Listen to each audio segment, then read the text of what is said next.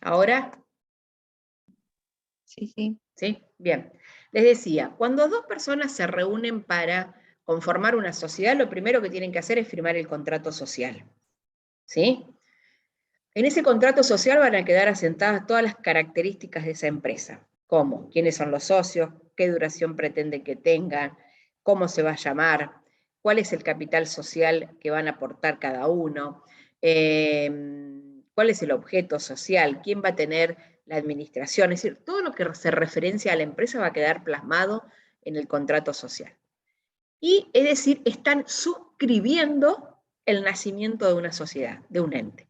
Y en esa suscripción están diciendo que Juan y Pedro se comprometen a hacer un aporte, ya sea dinerario o en especie, para conformar el capital social de esa empresa.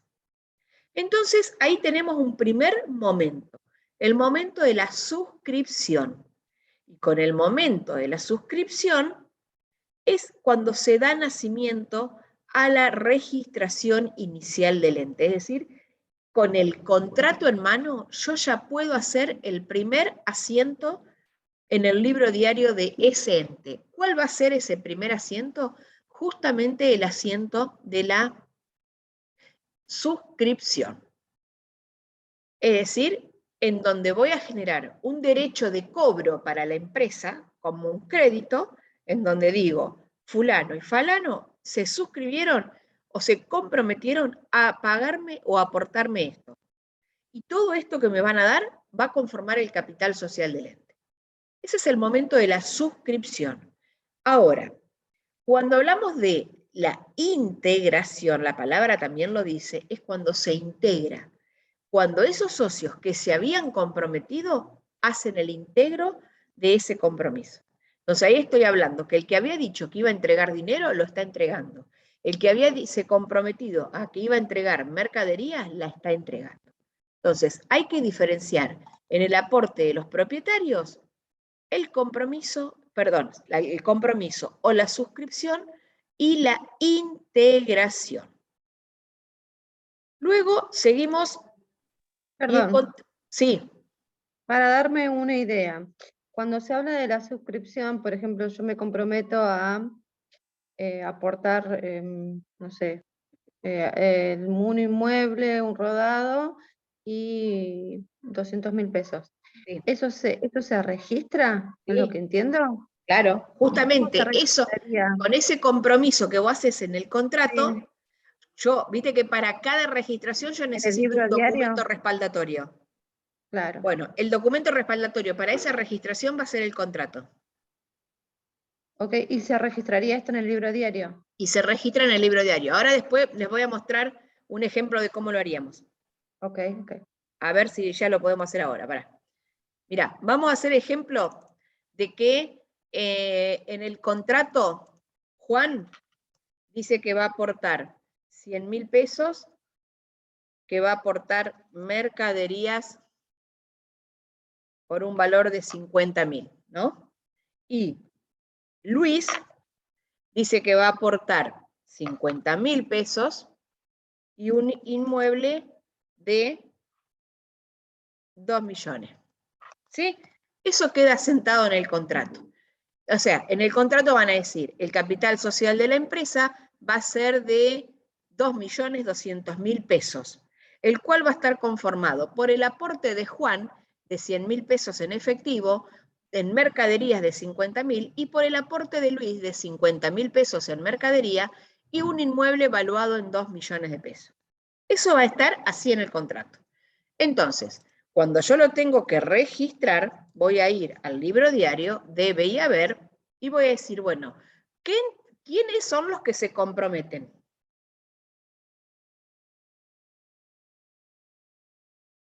Chicos, Juan y Juan Luis. y Luis. Juan y Luis. Entonces Socio voy a decir, Juan y socio Luis. vamos a hacer el ejemplo de que Juan y Luis lo que quieren hacer es una SRL.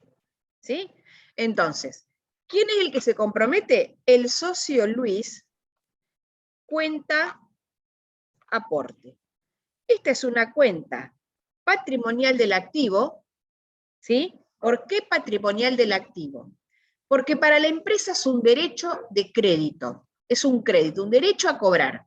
La empresa empieza a tener acá el derecho de cobrarle a Luis los 100.000 pesos y que le entregue la mercadería por 50.000. Hasta ahí vamos, es decir, ¿a cuánto se compromete Luis? A 150.000. A eso se compromete Luis. Vamos a poner acá, porque no me gustan los ceros si no los tengo separados. Ay, no se me separaron. Es un toque que tengo. Los quiero con los puntitos. Bien, entonces fíjense, patrimonial del activo, tengo el derecho de cobro. La empresa, vamos a ponerle que sea Vero SRL. La empresa Vero SRL tiene el derecho a cobrarle al socio Luis lo que se comprometió en el contrato. Luego también está el socio Juan. Ah, no, este era Juan.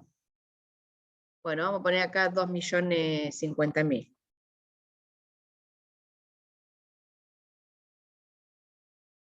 Ah, puse un cero de más. Ahí está. 2 millones. Ah, está delante de 5 el 0. Sí. Ahí está. Ahí. Pero será, vamos a escribirlo de vuelta. 2, 1, 2, 3. Ahora sí. Este era el socio Luis. Ahora tengo el socio Juan, también cuenta aporte,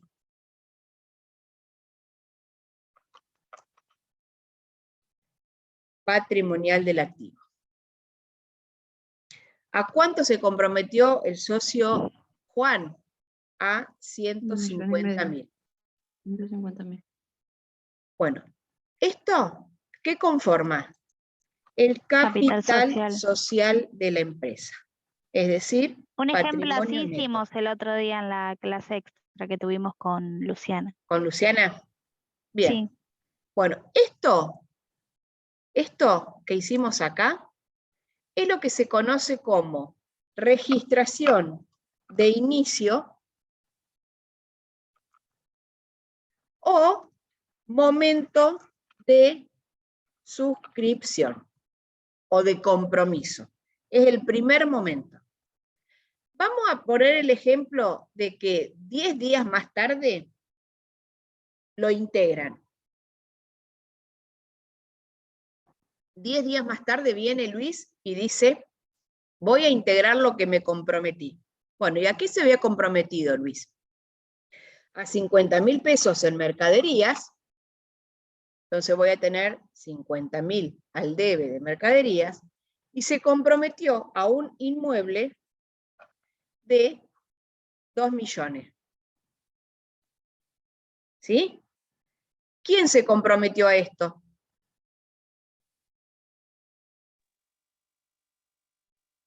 Luis. Luis.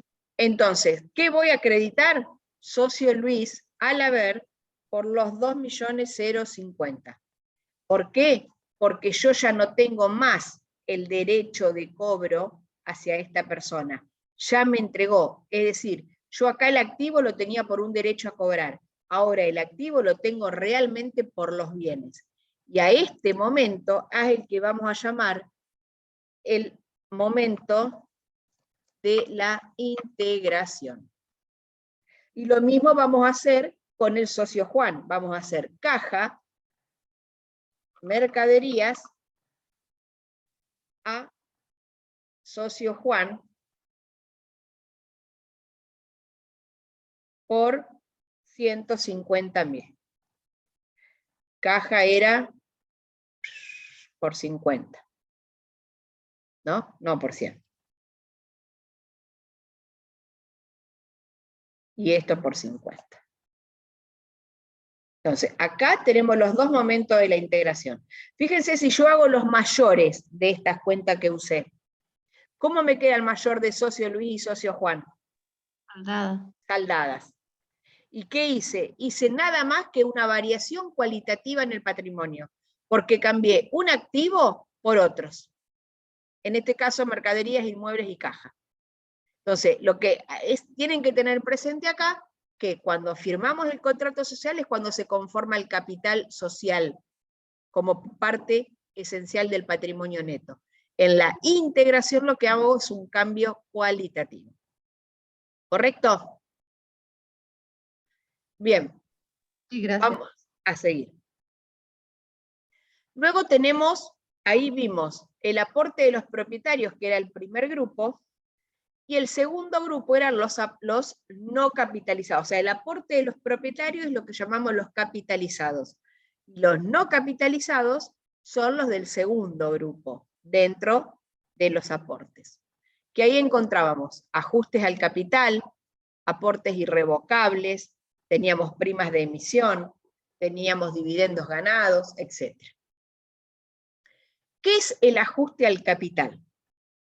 El ajuste al capital, y bien lo dice acá, dice, al efecto de la inflación en el capital social desde la fecha de cada aporte de los propietarios hasta el cierre del ejercicio. Ustedes vendrán escuchando que últimamente no se habla de otra cosa que no sea la inflación del mes ha superado el 5%, la inflación es el 50%, la inflación, que el poder adquisitivo es cada vez más chico. O sea, que a medida que aumenta la inflación, si uno sigue ganando lo mismo, obviamente cada vez puede comprar menos con la misma plata. Bueno, ¿qué pasa con el capital de la empresa? Y bueno, lo tenemos que adecuar a ese efecto inflacionario. En eso lo que se hace, que eso lo van a ver en contabilidad 2, es un ajuste de acuerdo a los índices de inflación. ¿Sí? Entonces, ahí aparece que el capital aumenta, pero no por el aporte de los propietarios, sino porque es un ajuste que se hizo por el efecto inflacionario. Por eso forma parte del otro costado. Recuerden este costado que teníamos acá. Acá es el capitalizado, el que realmente puso la plata. Acá va a demostrar todos aquellos aumentos que están referenciados con el capital, pero que no surgieron justamente del aporte en sí de cada uno de los socios. ¿Me explico? Es decir, son aumentos que surgen, pero no por aportes dinerarios propios del capital inicial. Luego tenemos los aportes irrevocables. ¿Qué son los aportes irrevocables? Sigo insistiendo siempre con lo mismo. La palabra me lo dice. Aportes irrevocables. ¿Qué significa irrevocables? De los cuales ya no puedo renunciar. Los aportes irrevocables, dice, representan aporte de los accionistas no capitalizados, están en ese cuadro, es decir, porque no forman parte de un aumento del capital legal. El capital legal es el capital del contrato. ¿Y por qué son irrevocables? Cuando un socio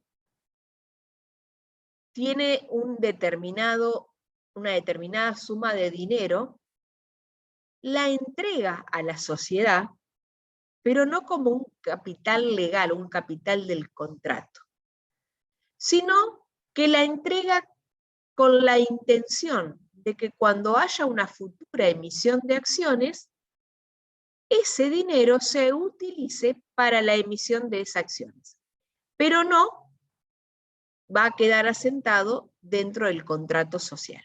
El capitalizado es el que está en el contrato social. ¿Qué característica tienen que tener estos aportes? Que hayan sido efectivamente integrados, que el destino de su aporte sea para la futura conversión de acciones, que estén aprobados por la asamblea de la empresa, es decir, el órgano directivo principal del ente, y que se firme un contrato entre la sociedad y el aportante. Pero no un contrato para convertirlo en legal, sino un contrato, ¿por qué? Porque el aporte es irrevocable. Una vez que lo deposita en el ente, no lo puede volver a solicitar. Es decir, no se puede arrepentir y decir, no, mira, yo traje esa plata para emitir acciones, pero ahora al mes se da cuenta que la necesita para otra cosa y va y la quiere retirar. No. El aporte es irrevocable. Es decir, una vez que lo hice, no lo puedo volver a retirar. ese aporte tiene que estar debidamente integrado, firmado con un contrato entre la empresa y el aportante, autorizado por la asamblea, y el destino es la futura emisión de acciones. No hay otra. Ya con que me sepan eso es suficiente, ¿sí? Vamos a la prima de emisión. ¿Qué es una prima de emisión? Una prima de emisión es la diferencia que se obtiene por la venta de acciones propias en el mercado. Como yo les venía diciendo, las acciones tienen siempre un valor nominal. Es decir, cuando se constituye por primera vez la sociedad, se les da un valor nominal a esas acciones. Empieza a trabajar la empresa, esas acciones esa empresa empieza a tener prestigio en el mercado, va obteniendo cada vez mayor valor, va obteniendo ganancias, esas ganancias hacen que ese valor de las acciones, o sea, que al tener más prestigio y más comunicación en la sociedad van a decir, mira qué bien anda esta empresa, el valor de mercado o de cotización de esa empresa empieza a subir. Pero entonces no es lo mismo el valor nominal que el valor de mercado. Siempre difieren. Normalmente el valor de mercado es mayor al valor nominal. Entonces, si yo quiero comprar una acción en el mercado, no la voy a conseguir al valor nominal, la voy a conseguir al valor de mercado. Y esa diferencia entre lo que yo estoy consiguiendo en el mercado de la acción y el valor nominal debido de esa acción que estoy comprando es lo que se conoce como prima de emisión. Es decir, que la prima de emisión, y fíjense lo que dice acá, es el mayor valor pagado por encima del valor nominal de una acción. ¿Sí? Yo les digo, si el valor nominal de la acción es 100 y en el mercado yo la consigo y puedo comprar esa acción de la empresa, pero la consigo o me la venden a 130, quiere decir que ahí tengo una prima de emisión por acción de 30 pesos, porque es el mayor valor pagado por encima del valor nominal. ¿Sí? ¿Hasta ahí vamos? Sí, sí. Bien. Y ahora ustedes me van a decir, pero ¿cuál es la intención de eso? ¿Cuál es la finalidad de la prima de emisión? Proteger a los accionistas antiguos contra el deterioro del valor patrimonial de los títulos, es decir, mantener el valor de participación de los mismos.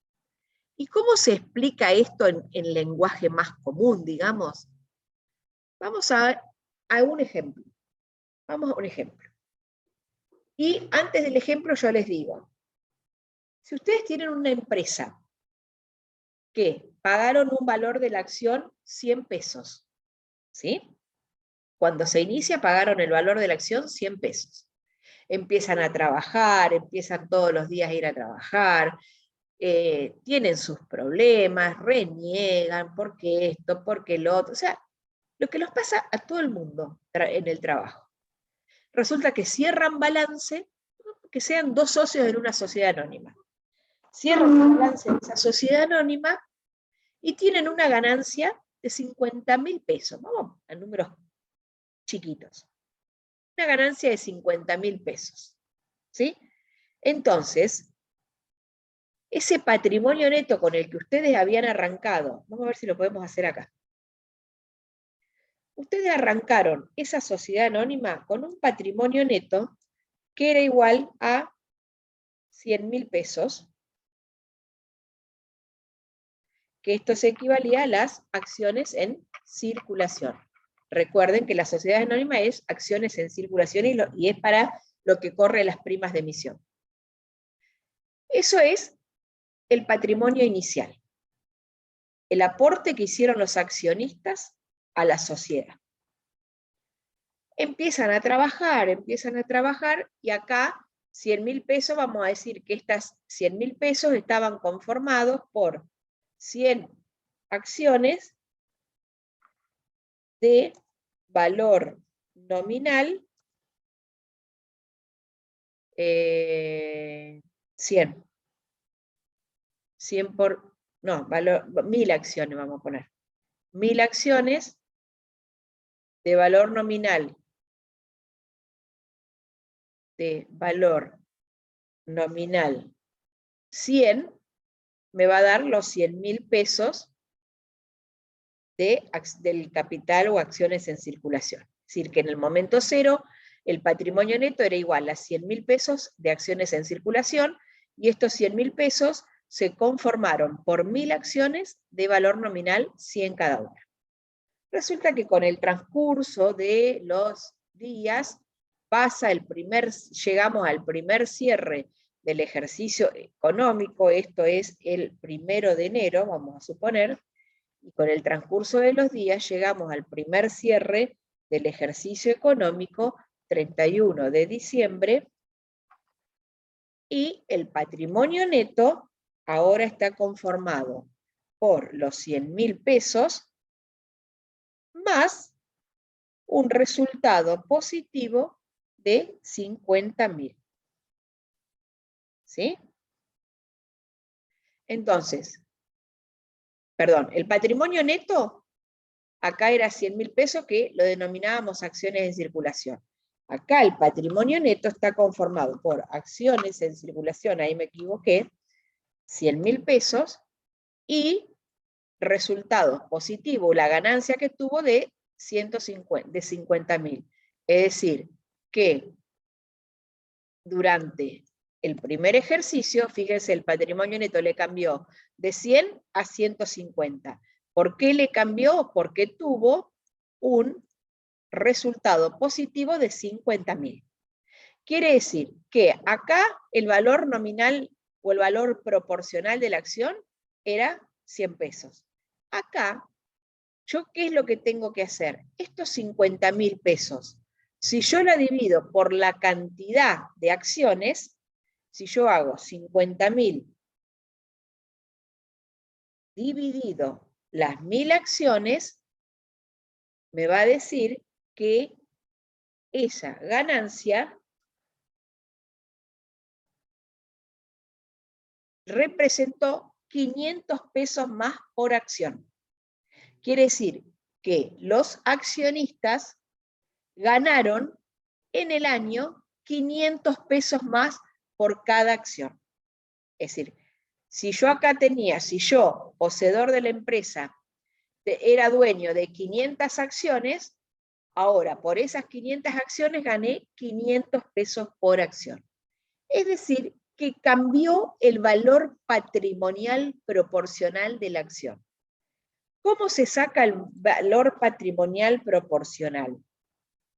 Es el total del patrimonio neto dividida la cantidad de acciones.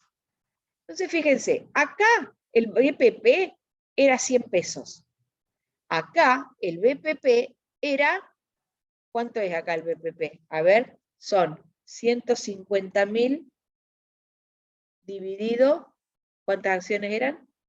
1000. El valor patrimonial es 150, mientras que acá es 100. Quiere decir que el valor patrimonial aumentó en 50 pesos. ¿Sí? El valor patrimonial de cada acción. Esto es 50, no es 500. Entonces yo les hago una pregunta. Si en este periodo, es decir, esto es 2022, en el 2023 quiere venir alguien a comprar acciones de esta empresa, ¿es lógico que lo pague a 100 pesos?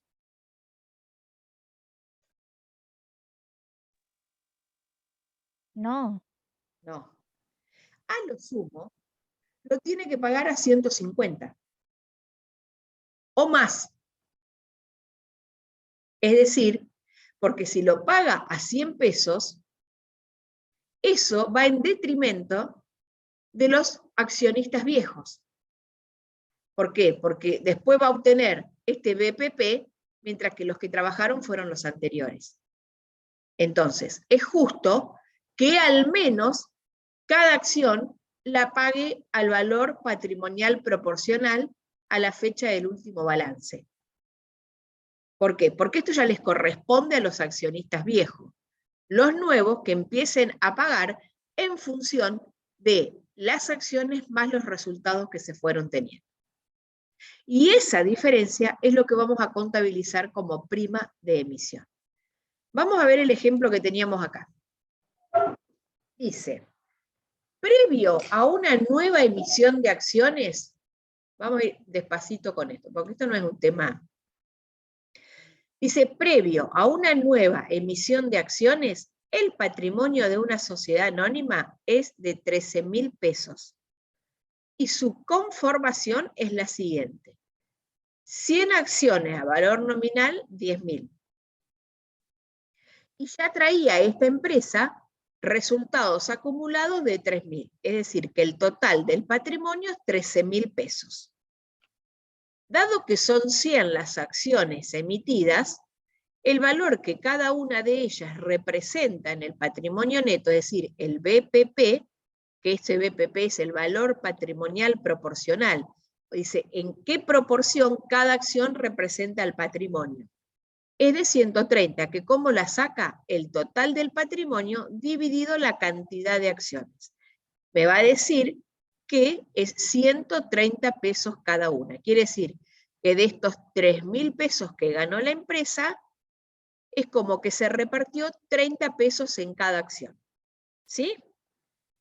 Esto es, así estaba conformado el capital previo a una emisión de acciones. Vamos a hacer una nueva emisión de acciones a igual valor nominal. A ver qué es lo que pasa. Existiendo una nueva emisión de acciones, en este caso 50, al mismo valor nominal 100, fíjense cómo pasaría a estar conformado el capital. En vez de 100 van a ser 150 acciones. A 100 pesos, 15.000. Los resultados quedarían iguales.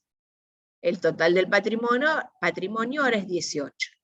Cuando saco el BPP, ¿qué hago? 18.000 dividido 150, fíjense que me da 120 pesos cada acción el BPP.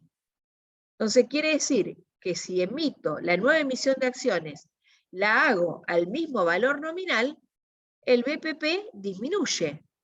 Entonces, ¿qué dice acá? Se provocaría una inequidad entre los tenedores de las acciones existentes y los de la nueva emisión. No es justo que los que estuvieron hasta hoy pierdan 10 pesos porque los nuevos vienen y emiten al mismo valor de nominal. Dice, ¿por qué pierden? Porque dado que el valor de las mismas en base al patrimonio pasaría a ser de 120, habiendo pagado por las nuevas 100. Beneficio de 20 pesos por cada nueva acción suscripta para los nuevos y pérdida de 10 pesos para los viejos. Es decir, si lo hacemos al mismo valor nominal, los que emiten, los que entran nuevos ganan 20 pesos por acción. Y los que están viejos pierden 10 pesos por acción. Entonces, no es justo, no hay equidad. ¿Se entendió eso, chicas? Sí. Sí, sí. Bien. Entonces, acá está en rojo el perjuicio de quienes poseen las acciones anteriores y en verde los beneficios de quienes suscriben las nuevas acciones y la diferencia. ¿Ven? Acá, de los que tenían las acciones antes de la nueva emisión, ellos tenían 13 pesos por acción. El valor por acción de proceder a la nueva emisión, o sea, ¿cuánto pasarían a tener por acción si emiten? 12. Perjuicio por acción, 1 peso. Los que suscriben las nuevas, proceden a la nueva emisión de 12. La pagan a un valor de 10, beneficio por acción, 2 pesos. Entonces, no es justo. Entonces, ¿qué es lo justo? Sacar el valor patrimonial proporcional. ¿Y cómo lo hacemos? Dice, para evitar el perjuicio para con los accionistas, la emisión debe efectuarse con un 30% de prima, o sea, sobre la par a 130. ¿De dónde sale ese 30%? De acá. Si el valor nominal antes era 100 y con los resultados pasó a ser 130, fíjense, antes de la emisión de acciones, quiere decir que aumentó un 30%. Ese 30% es el que se tiene que tener en cuenta para la nueva emisión de acciones. Entonces, de esa forma el total del patrimonio sería 19.500 y la composición es la siguiente. 150 acciones a valor de 100. Igual, porque el valor nominal, recuerden que no cambia. Si voy a hacer emisión de acciones, las tengo que hacer al mismo valor nominal, pero cuando pago más, la diferencia es prima. Entonces, las 50 acciones las hago a 100, 15.000 pesos. La prima de emisión son 1.500. ¿De dónde surgen esos 1.500? De multiplicar los 30 pesos de cada una de las acciones por las 50 que voy a emitir nuevas. ¿Sí? Fíjense, dice, el importe correspondiente a la prima de emisión 1.500 surge del siguiente cálculo. Importe a integrar por cada nueva acción 130, 100 más 100 por 30%. El importe correspondiente al capital por cada acción, 100, se debe corresponder con el valor nominal. Importe de la prima de emisión por cada acción, 30, 130 menos 100. El importe de la prima de emisión, 30 por cada acción, por 50, que son las que emitimos nuevo, 1.500. Los resultados acumulados, 3.000, el patrimonio, 19.500. Es decir, ahora, esto que yo había sacado acá, ¿dónde está? Que había puesto todo a 100 acá, pero lo había hecho sin prima, le voy a agregar la prima, que son los 1.500 pesos. Entonces, una vez que tengo la conformación del nuevo patrimonio y quiero sacar el BPP, dice, al ser las acciones emitidas 150, ¿cómo saco el BPP? 19.500 dividido las 150. Y ahí fíjense que el BPP con la prima de emisión me da 130. Es decir, por lo menos estoy al mismo valor. Es decir, que acá no gana ni pierde nadie. Se mantienen, los socios viejos mantienen el valor patrimonial proporcional de la acción que tenían antes de la emisión, y los nuevos obviamente pagan esa diferencia, que es la que ya venían trabajando estos socios activos. Entonces, fíjense cómo sería la registración de esto. Es decir, nosotros en este caso lo que tenemos que registrar es el compromiso y la suscripción. El compromiso, que es cuando los accionistas, recuerden que en una sociedad anónima vamos a las personas que son los que se comprometen a hacer el aporte, a suscribirlo, se los llama accionistas, mientras que en el resto de las sociedades se los llama socios. Entonces, en la etapa del compromiso, ¿cómo lo hacemos? Accionistas, 6.500. ¿Por qué? Porque se están comprometiendo a 500 acciones de 130 pesos cada una, que serían los 5.000 que tengo de más al valor nominal, más los 1.500 de la prima de emisión. ¿Sí? Porque recuerden que antes eran 100 acciones, ahora son 50. 50% son 5.000. Entonces, tenemos accionistas 6.500, que se corresponde a acciones en circulación 5.000, que es lo que aumenta el valor nominal, o sea, aumenta el capital al mismo valor nominal, y la prima de emisión, que es patrimonio neto, que es lo que aumenta por la diferencia del valor patrimonial proporcional. Esto es cuando se comprometen a hacer la emisión, y cuando la integran es caja a accionistas. Es decir, cuando ponen la plata para esa emisión de acciones estas personas. Eso sería la registración de la prima de emisión. Bien, ¿dudas en eso, chicos?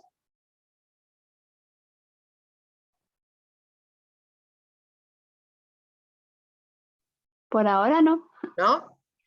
¿No? Es fácil, o sea, cuesta entenderlo, pero van a ver que después en la práctica no es difícil. Bien. Vamos entonces ahora con la otra parte del patrimonio neto. ¿Vieron cuando estábamos acá? Que teníamos los capitalizados, los no capitalizados. Vamos ahora con esto, con los resultados acumulados que dijimos que se dividen en ganancias y en resultados no asignados. Bien, ¿qué significa ganancias reservadas? A ver, Si alguno me lo dice en función de las palabras. ¿Nada? Y es como había dicho al principio, los socios que se comprometen a asignar un capital para una reserva para tal fin, o sea, para usarla para un fin Exacto, determinado. vale, sí, exacto. Ganancias reservadas es eso. La empresa fue ganando año tras año diferentes montos, ¿sí? Fue teniendo utilidades. Como no le dio todavía una asignación específica, se la llama resultados acumulados. Esos resultados acumulados le podemos dar diferentes destinos, ¿sí? Un destino lo vamos a llamar ganancias reservadas, es decir, lo que gané lo reservo para tal destino. ¿Qué son ganancias reservadas? Fíjense lo que dice acá, o sea, yo se los dije recién con mis palabras. Lo que yo gané, parte de lo que gané, lo destino a este proyecto, a este objetivo. Y acá dice, se denomina, ganancias reservadas se denomina a las ganancias no distribuidas en asamblea. Los únicos destinatarios de las ganancias líquidas y realizadas son los accionistas o socios. Pero existen situaciones en que no es posible su distribución por diferentes motivos, ya sean los legales, lo estatutario y otros más. ¿Qué quiere decir con esto? Que de una empresa, de las ganancias de la empresa, los únicos que son destinatarios son los accionistas o los socios. De eso estamos totalmente de acuerdo. Pero a medida que la empresa va teniendo ganancias, existen limitaciones para esa distribución. ¿Cuáles son las limitaciones? Pueden ser legales, estatutarias o facultativas. Es decir, que parte de esas ganancias le vamos a dar un destino que lo vamos a llamar reservas. ¿Por qué? Porque existen 3 tipos de reservas. La reserva legal, la reserva estatutaria y la reserva facultativa. Es decir, que a medida que voy teniendo ganancias en la empresa, sí o sí estoy obligada, antes de distribuir entre los socios y los accionistas, a hacer reservas. ¿Y quiénes son los que me obligan a la sociedad a hacer estas reservas? En primer lugar, la Ley de Sociedades Comerciales 19.550. Fíjense que acá, como ganancias reservadas, dice, son parte de las utilidades que se destinan a ser conservadas para aplicar en caso de ser necesarios a algún destino específico. Es decir, de lo que voy ganando, primero tengo que hacerle caso a la ley, a lo que me dice. Una vez que hago caso, puedo empezar a distribuir a los socios. Y eso, caso a la ley,